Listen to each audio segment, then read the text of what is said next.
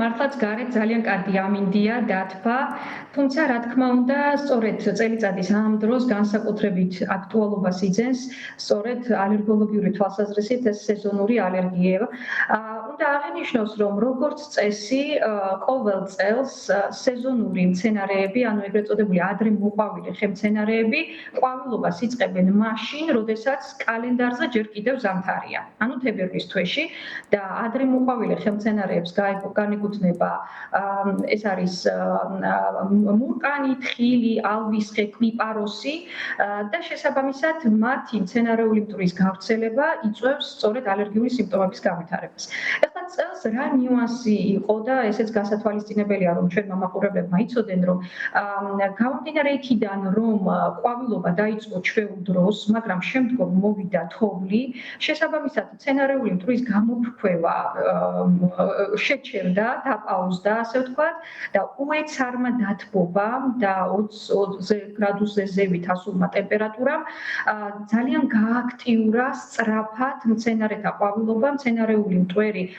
დიდი რაოდენობით გადმოიფრქვა ატმოსფეროში, ჰაერში და შესაბამისად სეზონური ალერგიის მქონე პაციენტების ძალიან გაუმძაფრდათ ალერგიული სიმპტომები.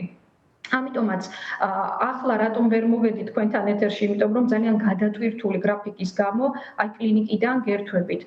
მოგმართავენ გაძლიერებული სურდოთი, ცემინებით, თვალების ქავილით, სურდოთი, ყელის ფხანით, შეშუპებული თვალებით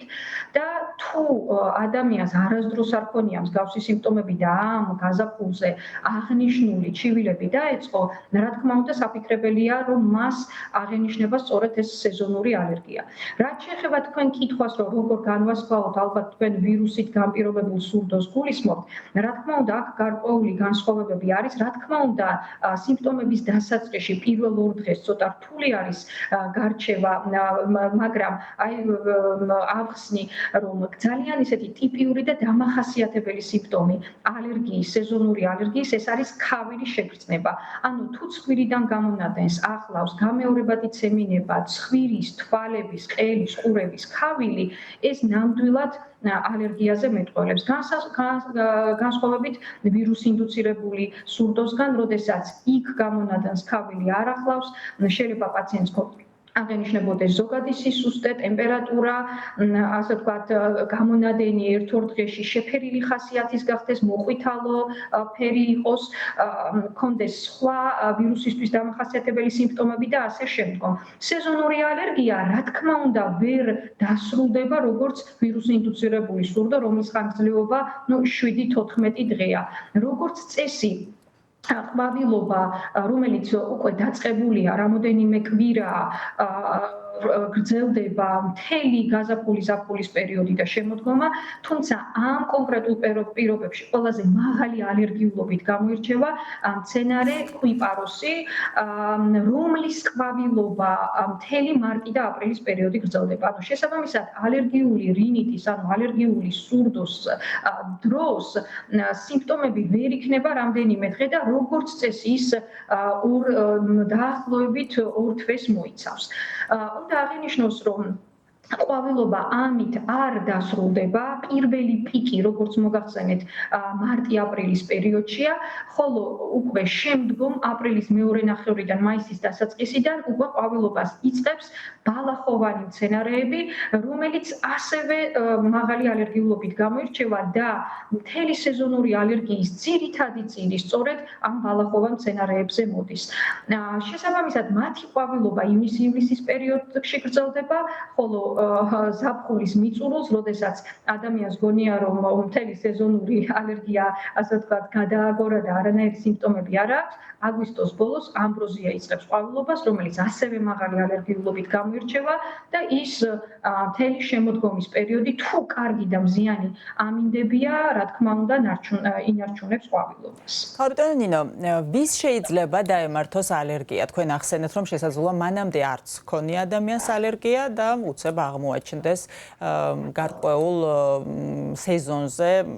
ალერგიები. რასთან არის ეს დაკავშირებული? აქვს თუ არა გენეტიკურ ფაქტორს მნიშვნელობა, ასაკს?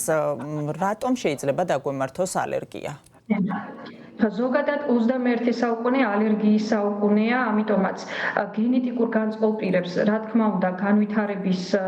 ალბათობა გაცილებით მეტი აქვს, განსაკუთრებით ეხება იმ ოჯახს, სადაც გენეტიკურად დატვირთული არიან სხვადასხვა ალერგიული გამოვლინებები და მათ შორის სეზონური ალერგიით. ეს შანსი კიდევ უფრო მატულობს თუ ორივე მშობელი არის ალერგიული, თუმცა ასევე მინდა ვთქვა, რომ შეიძლება ადამიანს ალერგია დაემართოს, რომელიც საერთოდ არ არის გენეტიკურად განწყობილი. რაც შეეხება ასაკობრივ ჯგუფს, თუ ჩვენ ვსაუბრობთ კონკრეტულად სეზონურ ალერგიაზე, ის ძირითადად იწყება, ასე ვთქვათ, 4-5 წლიდან, ეს არის და შემდგომ განსაკუთრებით აქტიურდება და განსაკუთრებით ხდება სკოლის დაწყებითი კლასებისთვის, გარდატეხის ასაკისთვის და ეგრეთ წოდებული მოზარდი და მოზრდელობის პერიოდშიც გრძელდება. ამიტომაც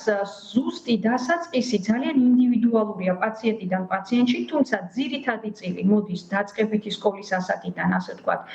მოზრდილობის პერიოდის ჩათვლით, თუმცა გარკვეული გამონაკლისები სკოლამდელი ასაკის ბავშვების ისევე როგორც ძალიან, ასე ვთქვათ, 60 წელს გადაცილებულ პირებშიც შეიძლება პირველად იშვიათია, მაგრამ მაინც აღინიშნოს ეს სეზონური ალერგიის სიმპტომები. რა თქმა უნდა, მთავარი რჩევა იქნება, რომ ექიმთან მისვლამდე, ასე ვთქვათ, მაქსიმალურად მოერიდონ ქარიან ამინდში განსაკუთრებით გარეთ გასვლას, იმიტომ რომ ქარის დროს განსაკუთრებით მცენარეული მტვერი დიდი რაოდენობით არის ჰაერში, სველი სახლში დაბრუნებული წყლით ჩამოიბანონ ხელპირი, რომ დალექილი მცენარეული მტვერი ჩამოცილდეს, ტანსაცმელი რომ გამოიცვალონ, ასე ვთქვათ, სადაც ეს მცენარეული მტვერი შეიძლება იყოს დალექილი, ვარჯიში განსაკუთრებით გარეთ, როდესაც ყვავილობის პიკია მოერიდონ აქტიურად, ეს იქნება 10-დან 4 საათამდე, როცა მცენარეული მტვერი განსაკუთრებით მაღალი კონცენტრაციით არის აერში და რა თქმა უნდა დროულად მიმართოთ ექიმს, იმიტომ რომ თვითმკურნალობა ყოველთვის სასურველ და სასიკეთო შედეგამდე ვერ მიგვიყვანს, ამიტომაც სხვისი ნაკერნახევით ის რომ დღევანდელ დღეს პერსონიფიცირებულ მედიცინაზეა საუბარი, რომ ყოველთვის დანიშნულება არის, არ არის ყველა პაციენტისთვის ერთი და იგივე და შესაბამისად მისი კლინიკური სიმპტომების და სეზონური ალერგიის სიმძიმის და გამოვლინების მიხედვით უნდა სწორედ შეირჩეს მკურნალობის სქემა ინდივიდუალურად. და ასევე მინდა ვთქვა და ვანუგეშო ის სეზონური ალერგიის მქონე პაციენტები, რომლებიც ამბობენ, რომ კი ბატონო,